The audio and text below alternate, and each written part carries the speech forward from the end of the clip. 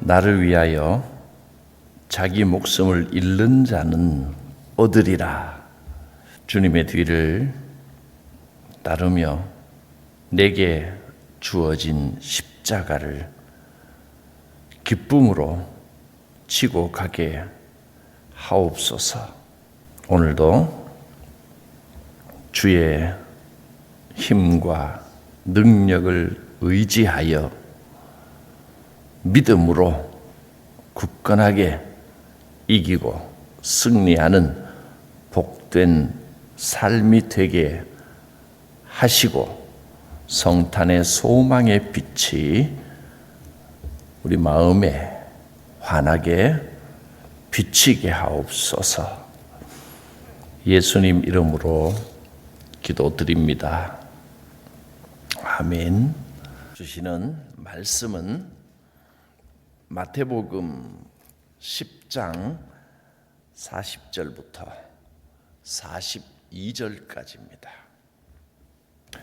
너희를 영접하는 자는 나를 영접하는 것이요 나를 영접하는 자는 나를 보내신 이를 영접하는 것이니라. 선지자의 이름으로 선지자를 영접하는 자는 선지자의 상을 받을 것이요 의인의 이름으로 의인을 영접하는 자는 의인의 상을 받을 것이요. 함께 봅니다. 또 누구든지 제자의 이름으로 이 작은 자 중 하나에게 냉수 한 그릇이라도 주는 자는 내가 진실로 너희에게 이르노니 그 사람이 결단코 상을 잃지 아니하리라 하시니라. 아멘. 마태복음 10장은 예수님께서 제자들을 세상으로 파송하시면서 주신 말씀입니다. 10장 오늘 마지막까지 보았는데 11장 1절에 보면 예수께서 12제자에게 명하기를 마치시고 이렇게 나와 있습니다. 10장 전체가 12제자에게 주신 말씀이라는 것을 확실하게 알 수 있습니다. 제자들을 세상으로 파송하시면서 제일 먼저 하신 말씀이 무엇이었는지 기억나십니까? 10장 1절이죠. 제자들에게 권능을 주셨습니다. 더러운 귀신을 쫓아내고 모든 병과 모든 약한 것을 고치는 권능을 주셨습니다. 예수님께서는 나를 파송하실 때도 권능을 주십니다. 사명이 있는 자에게는 반드시 권능이 함께 합니다. 자신감을 가지셔도 됩니다. 내가 바로 13번째 제자입니다. 오늘 주님은 나를 이 땅에 파송하시면서 큰 권능을 함께 주셨습니다. 예수 이름으로 명하면 기도가 응답되는 역사가 있는 줄 믿으셔도 됩니다. 그런데 또 한편으로 보면 고생문이 훤하다는 생각도 듭니다. 제자들에게 당부한 말씀들, 이 10장의 말씀들을 대략만 살펴봐도 8절에는 거저 받았으니 거저 주어라. 또 16절에는 내가 너희를 보내는 것이 양을 이리 가운데 보내는 것 같다. 뱀같이 지혜롭고 비둘기같이 순결하라. 세상이 참 만만치가 않으니까 정신 바짝 차려야 된다. 쉽지 않다. 그런 말씀입니다. 사명 감당하는 것이 쉽지는 않습니다. 만만한 일이 아닙니다. 또 믿는 자로 살아가려면 자기 십자가를 지고 바로 어제 살펴본 38 8절 말씀. 자기 십자가를 지고 나를 따라야 된다. 그렇지 않으면 내게 합당하지 않다. 또 그 위에도 36절 보면 사람의 원수가 자기 집안 식구리라. 어머니나 아버지보다 아들이나 딸보다 나를 더 사랑해야 된다. 선택해야 될 순간이 온다. 세상에서 가장 귀하게 여기는 것도 포기해야 될 때가 있을 것이다. 그렇게 말씀하셨습니다. 어머니나 아버지를 포기해야 될 때가 있다. 이 말은 실제로 부모를 포기하라는 말이 아니고 이 세상에서 부모만큼 귀한 게 어디 있겠느냐, 아들, 딸만큼 귀한 게 어디 있겠느냐, 가장 귀한 그것조차도 포기해야 될 때도 온다. 그런 겁니다. 그런 말씀입니다. 참 쉽지 않죠. 믿음으로 살기가 대단히 어렵습니다. 어떻게 보면 불가능해 보이기도 합니다. 내가 이걸 할 수 있을까? 근데 40절 오늘 본문부터 분위기가 살짝 달라집니다. 사명 따라 살아가기만 하면 하나님께서 도와주십니다. 40절에 너희를 영접하는 자는 나를 영접하는 것이요 나를 영접하는 자는 나 보내신 이를 영접하는 것이니라. 어떻습니까? 우리가 사명을 감당하는 삶을 살면 꼭 그 옛날에 뭡니까? 마패, 암행어사 마패 같은 걸 가지고 하나님의 마패를 들고 다니는 것 같지 않습니까? 나를 영접하는 자는, 저를 영접하는 사람은 하나님을 영접하는 것과 같다.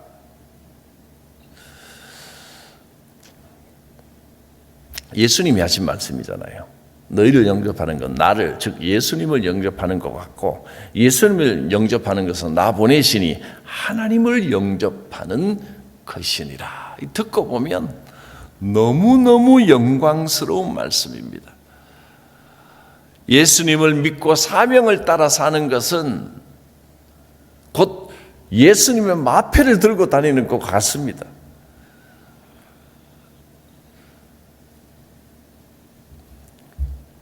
어떤 분은요, 제가 경험한 분 중에 우리 교회, 우리 성광교회는 아니고 그 전에 교회입니다. 좋은 이야기 하려는 겁니다. 대신방 때 목사님 신방 온다고 집에 도배를 싹 하고 장판까지 새로 깔았더라고요. 이렇게까지. 그러면서도 참 복받을 뿐이다. 참 너무 신선한 충격을 받았습니다. 이름도 뭐 이름을 밝히는 건 뭐 옳지 않지만 어쨌든 뭐 예전 교회 원권사님. 근데 방문 하나는 절대 못 열어보게 하더라고요. 도배하면서 짐을 그 방에다 다 쌓아놨더랍니다. 그래서 문을, 목사님 이 방만은 열어보지 말아 주십시오. 얼마나 급하게 정말로 신방 받으려고 도배장판을 싹 했다는 겁니다. 좀 과하긴 했지만 그 복받을 마음입니다. 예수님을 대하는 심정으로 목회자를 대하면 목회자에게 복이 아니라 그 사람에게 어떻게 축복이 임하지 않을 수가 있겠습니까? 교회에 대하여 또 목회자에 대하여 지내다 보면 또 불만이 있을 수 있습니다. 이 땅에 있는 어떤 존재든지 다 불만거리가 못마땅한 면이 당연히 있을 수 있습니다. 그런데 여러분, 불평에는 평안이 없습니다. 불평하면 내 속에 평안이 없어지고 내가 받을 축복이 사라지는 겁니다. 좀 부족해도 덮어주고 감싸주고 위해주고 존중하고 앞장서서 주의 일을 하는 사람들, 꼭 목회자가 아니더라도 교회 중직들이 있지 않습니까? 또 수고하는 분들이 있잖아요. 남의 눈에 자주 띄는 것이 그렇게 편한 것만은 아닙니다. 좋은 것만은 아닙니다. 해야 될 일이기 때문에 하는 겁니다. 특히 장자 맡은 사람들, 그거 아니 곱게 보고 너만 잘났냐 그러면 내 속에 평안이 없는 겁니다. 앞장서서 대표에서 수고하느라 얼마나 힘들까, 위에서 기도해주고 도와주면 내게 축복이 많은 겁니다. 선지자의 이름으로 선지자를 영접하는 자는 선지자의 상을 받을 것이다. 의인의 이름으로 의인을 영접하는 자는 의인의 상을 받을 것이다. 그러니까 선지자 일을 하는 사람, 그 사람을 선지자의 이름으로, 그분이 선지자의 사명을 감당하기 때문에 그 선지자를 영접하면 나도 선지자가 받는 그 상을 함께 받게 될 것이다. 의인의 이름으로 의로운 일을 사명으로 알고 하는 그 사람을 영접하면 그 의인이 받는 상을 나도 받을 것이다 했습니다.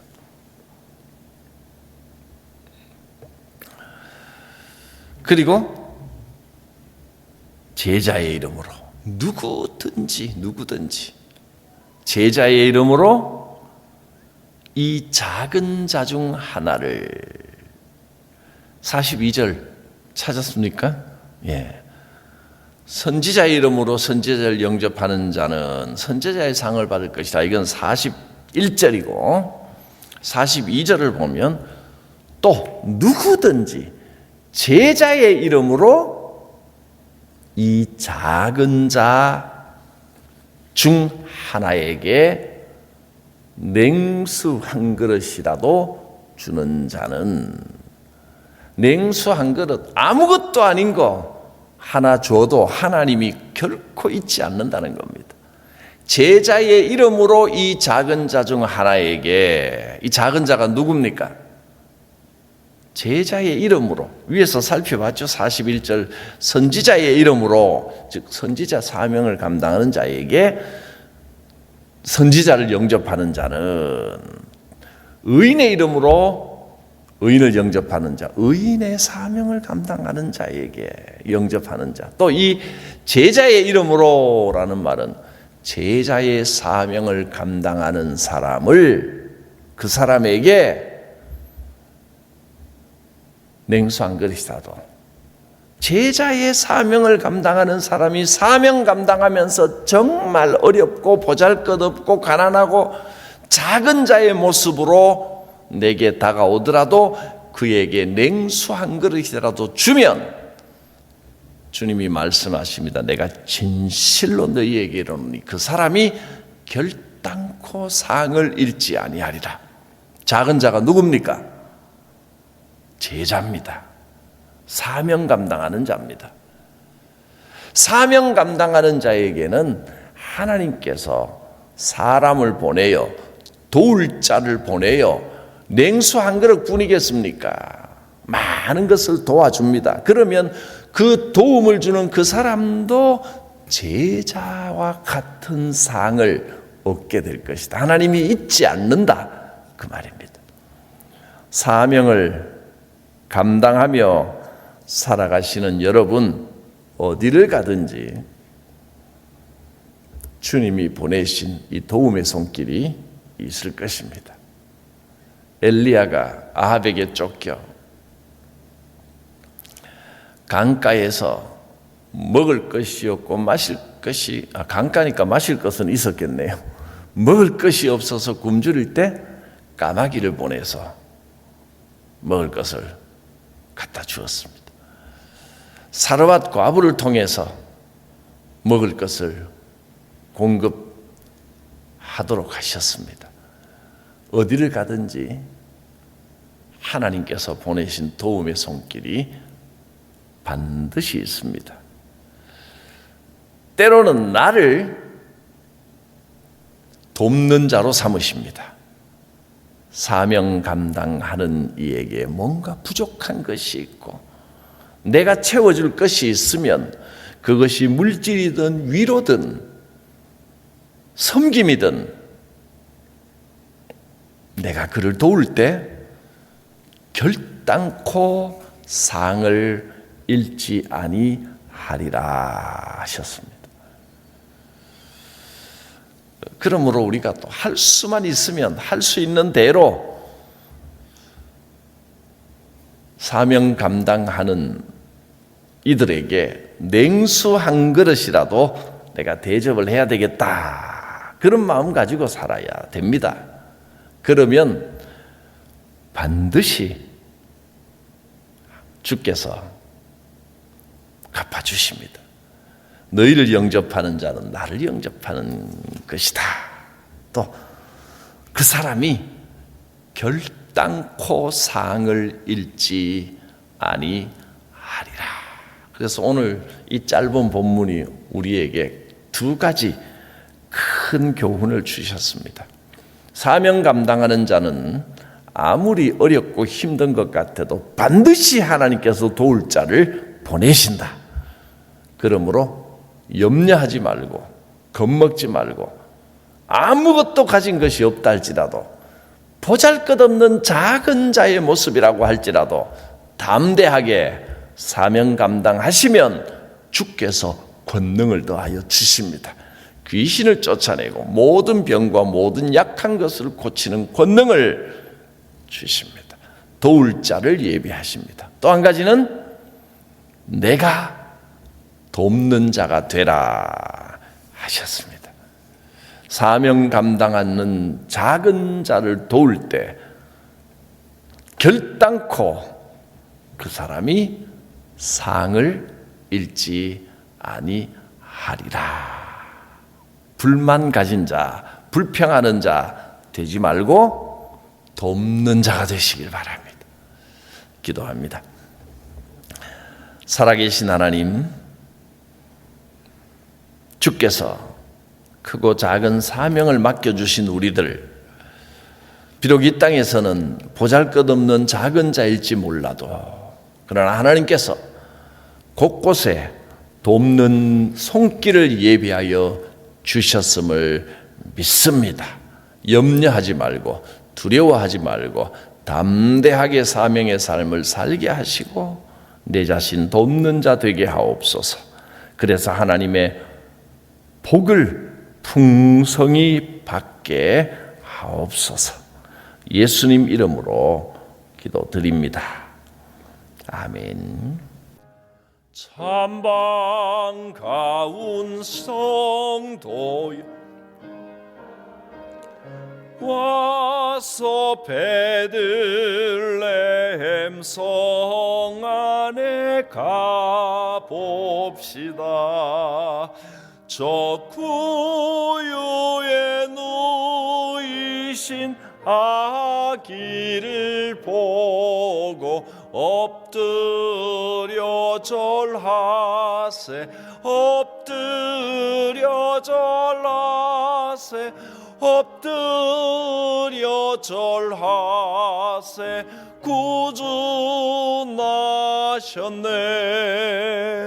저 천사여 찬송을 높이 불러서 이 광활한 천지에 울리어라. 주 하나님 앞에는 영광을 돌려 엎드려 절하세, 엎드려 절하세, 엎드려 절하세. 구주 나셨네. 이 세상에 주께서 탄생할 때에 참신과 참사람이 되시려고 저 통정 몸에서 나시었으니 엎드려 절하세 엎드려 절하세 엎드려 절하세 구주 나셨네 여호와의 말씀이 육신을 입어 날 구원할 구주가 되셨도다 늘 감사한 찬송을 주 앞에 드려 엎드려 절하세 엎드려 절하세 엎드려 절하세 구주 나셨네 아멘. 주님 가르치신 기도 드립니다. 하늘에 계신 우리 아버지, 아버지의 이름을 거룩하게 하시며 아버지의 나라가 오게 하시며 아버지의 뜻이 하늘에서와 같이 땅에서도 이루어지게 하소서. 오늘 우리에게 일용할 양식을 주시고 우리가 우리에게 잘못한 사람을 용서하여 준 것 같이 우리 죄를 용서하여 주시고 우리를 시험에 빠지지 않게 하시고 악에서 구하소서. 나라와 권능과 영광이 영원히 아버지의 것입니다. 아멘. 주 성령께서 오늘도 우리의 마음을 감동하여 주시고 은혜 충만히 내려 주시기를 원합니다. 주께서 여러분의 삶을 도와주고 계십니다. 주께서 주시는 권능이 주 성령의 이름으로 각 사람 머리 위에 임할지어다. 주여 부르고 기도합니다. 주여